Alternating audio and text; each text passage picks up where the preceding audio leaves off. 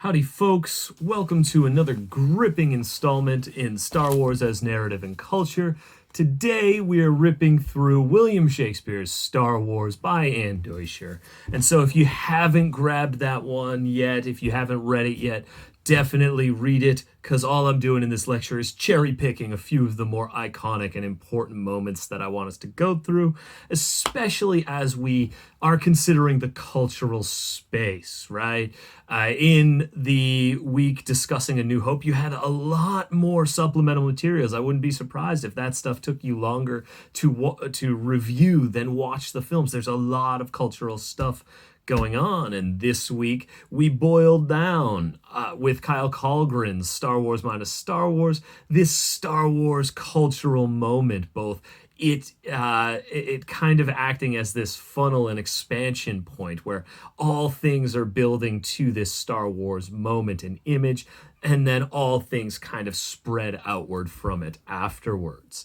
So here we're really simmering in the culture, and it's super important because this is also the week where we are kind of pausing on the saga, because I want to be assigning you your seminar paper and your Contribute to the Culture project. And this is a great representation of the type of intensity, of focus, of decision making you're going to want to be working through to really get that Contribute to the Culture vibe. So if you haven't checked this out, definitely dig into it with that Contribute to the Culture notion in there. And so the argument is, of course, that if Anne Deutscher turned this in, he'd get an A on the assignment. It is a brilliant example, because in what he's doing, he is taking this Shakespearean drama concept that is just foundational to the humanities, to literature, to storytelling, to theater, to drama, to film, all of that stuff.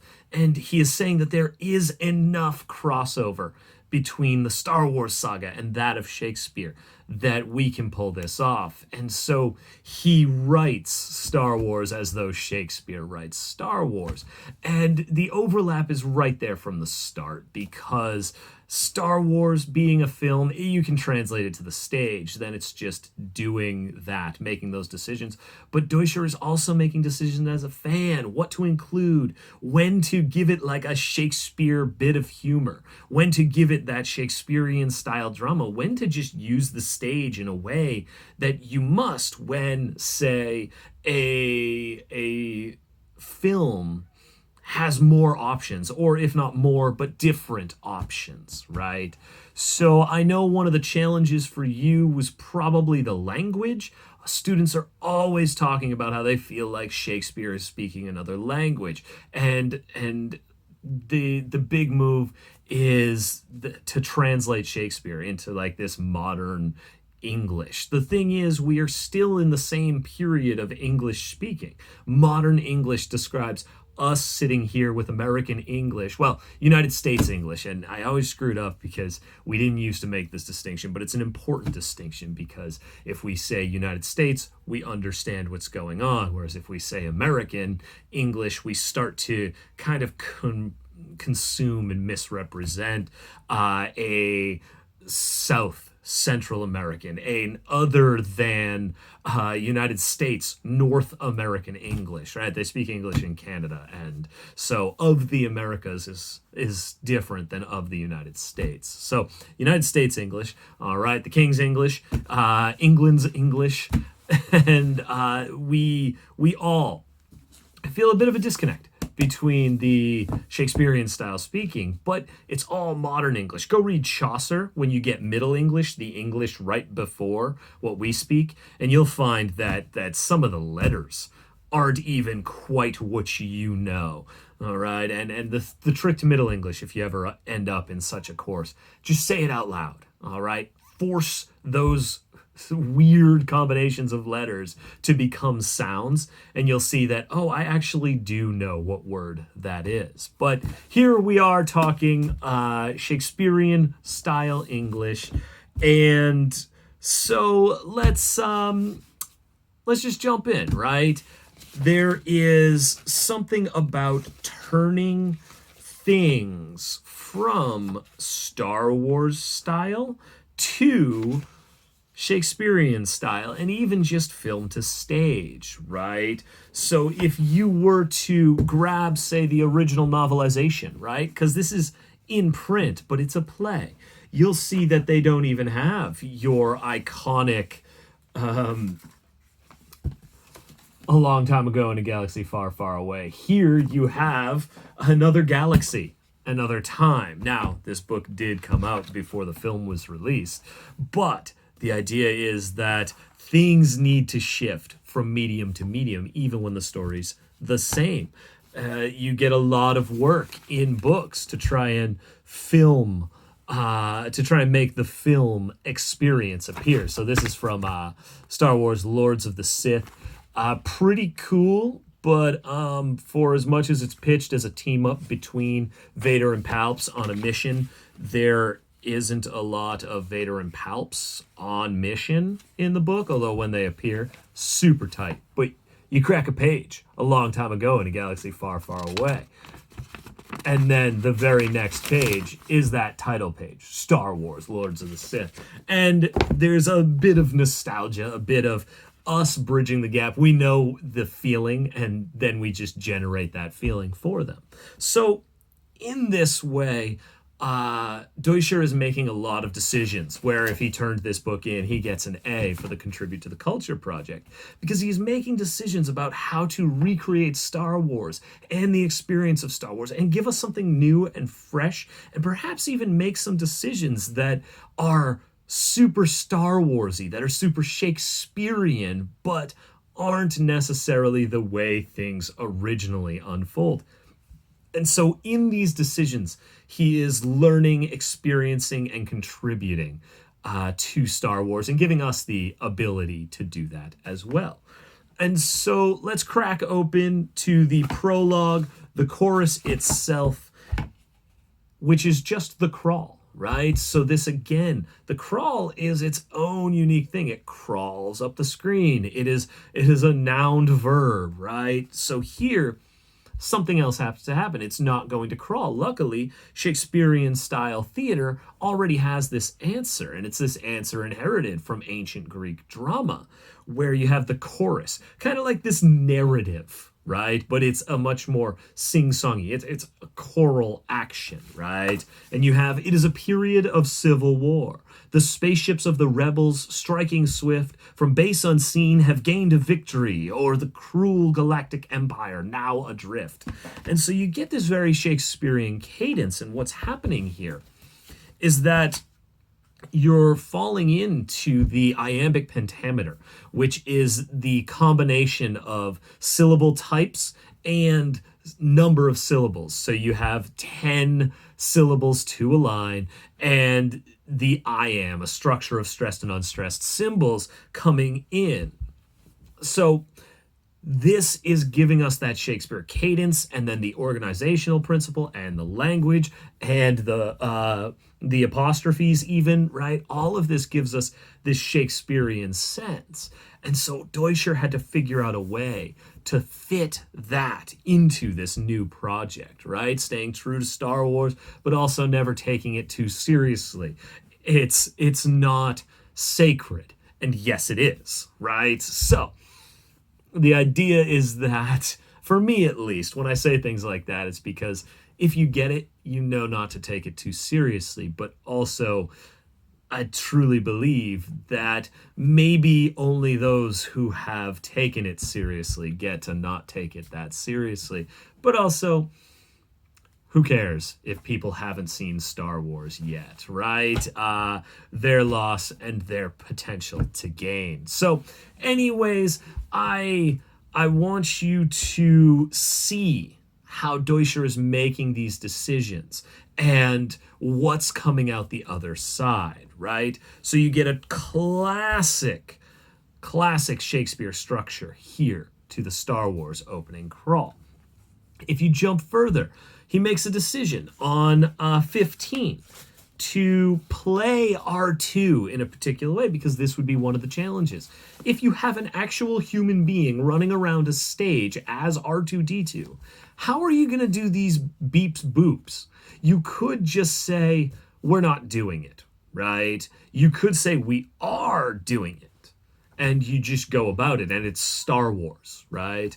Deutscher takes another approach, and he has R2D2 doing boops, beeps, weeps, whirs, all this stuff, and then he has R2 take an aside, which is a classic drama move where you speak to the audience and none of the characters in there. It's like when you hear the thoughts of someone in a book. So you get the thoughts of R2.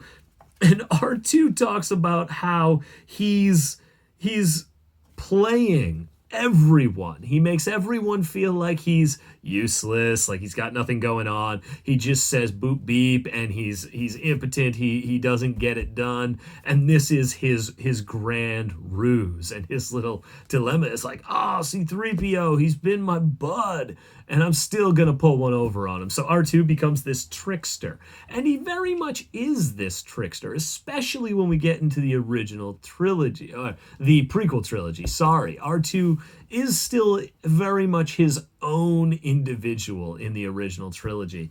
When he plays the message of Leia, right? And then Luke takes the restraining bolt off and he's like, oh, it's gone. Like, no, it's not gone. He played Luke, right? He's like, oh, I'm going to show him this thing. Oh, Luke gets all ramped up and he's ready to rock. And, oh, take this restraining bolt off me, because then I'll be able to play the full message. What message? And then he jets. Like, that bolt was keeping him from running away from Luke. He was not allowed to leave. And now popped off. I'm going to go complete my mission. I'm going to go find my man Obi-Wan, right? So this is R2, and he's this classic trickster. And he's got an extreme power. Like, people love R2, you know? And so this is happening in Deutscher's interpretation. So you get this technique of Shakespearean drama and stage where you speak to the audience and then get back to the business you have here. That's an entire concept of dramatic irony. Irony just being when expectation and reality don't sync up. And so the audience knows a secret that the characters on stage do not. And then so you know what to expect in a scene and the characters don't, so you know something they don't know. And that's a moment of dramatic irony, and Deutscher takes an entire characterization of R2 and uses it in this Shakespearean model, right? So he doesn't play the message on 34 to 35, right? I also wanted to take a look at it's on 130, and it is where Obi-Wan explains strike me down, right? And so we get a sense of this conversion into the stage drama, right? And it's right at the top of 130. Obi-Wan says, and yet thou canst not win, I'll warrant, Darth. For if thou strike me down e'en now, e'en here, I shall more great and powerful become than e'er thou hast imagined possible. And you get this real deep drama to it. Vader replies, I tell thee plain, thou shouldst not have returned. And you get this Obi-Wan like lofty, multiple lines, multiple emphatics, and Vader this simple but deliberate, this incisive response. I tell thee plain. And then the chorus chimes in, this kind of narrative, because something's happening that needs a little bit more exposition. What noble battle passes twixt these men? Lightsabers rage from Sith and Jedi Knight. No more courageous battle hath there been. 'Tis like the day does combat with the night. Now whilst the two in conflict strike their blows, the others come that they the ship may find. At first Han Solo with Chewbacca shows, then Luke and Princess Leia just behind. And so you get a little bit of like, let's stage this thing, because the Shakespearean stage is rather lacking in decoration, right? But you get these wonderful ink style etching looking things, and this battle is just amazing. This look, this feel of Obi-Wan lowering the saber and finding oneness with the Force, that balance, and to become more powerful, right? On 132, Obi-Wan takes an aside, right? Right before he is killed on 133. A Jedi is not made of fear and hate, but must a nobler countenance display. It is a lesson learned in times gone by that still I teach myself unto this day. Full many years I've spent with thoughts of this, the instant when Darth Vader I'd confront, but now my thirst for retribution's cold, while sweet forgiveness doth my spirit taste. I know I cannot win this battle here, nor would I wish to slay the kindly man, who surely still within this black shell lives, and so unto this death I'll go, this sleep that promises the dream of peace, this undiscovered galaxy wherein, but ere I die, I'll one last lesson teach. I shall in this, my final moment, set a keen example for the universe, that future generations may yet know the valor and the strength of Jedi Knights. Put up thy lightsaber now, Obi-Wan, and show thyself a Jedi to this son. And so you got a lot going in there. I encourage you to jump in and dig through that, because Obi-Wan is speechless in this moment, and he doesn't really comment on it in Ep5 either. But here, Deutscher asserts, argues, connects with Star Wars by providing something that he sees as the recognition, the description by Obi-Wan of this action in and of itself. And so he has an argument, he has an access point to the culture, and he kind of has to do it because this is the mode of description. This is the mode of action, this Shakespearean styling. Obi-Wan would take a moment to share with the audience what he is doing. And so Deutscher would have missed an opportunity to be Shakespearean if he didn't do something like that.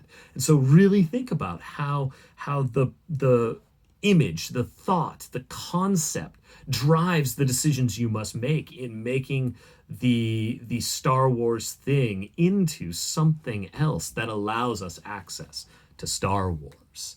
There's only one or two more things I wanted to show you, and they were the images here, because this is not just a text. This is also imagining how you could do a staged Star Wars moment, right? And you see the trench run with Han Solo's save is a bunch of spaceships on sticks, so it's like a puppet show, right? And so, whoa, now you've got this prop moment, this staging thing, this way of turning Shakespeare, Star Wars into one codified thing. Because let's face it, gang, Star Wars is also all about the CGI. For every single Star Wars movie, new CGI techniques are invented.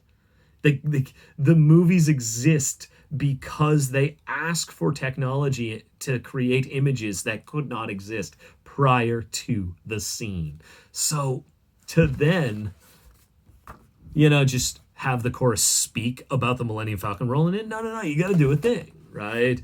And you get the kind of like the back page, the kind of publication insight, right? You get the burning Death Star and Vader reflecting on it. So I want you to be thinking about this as you think about your Contribute to the Culture projects. Also, Deutscher has done one for every single Star Wars movie. So if you were into this, there's more you can do. And I apologize if you had to struggle through the Shakespearean language through making it make sense to you. But let's face it, gang, it's the wars. It's Star Wars. So you already knew what was happening. So it's the easiest Shakespeare you've ever had to do. You're welcome. Gang, I'll catch you on the boards in the rest of the videos. Be focusing on your projects. This week has been pretty low key. All right, so be thinking about how you're going to pull off your projects. Gang, I'll catch you later.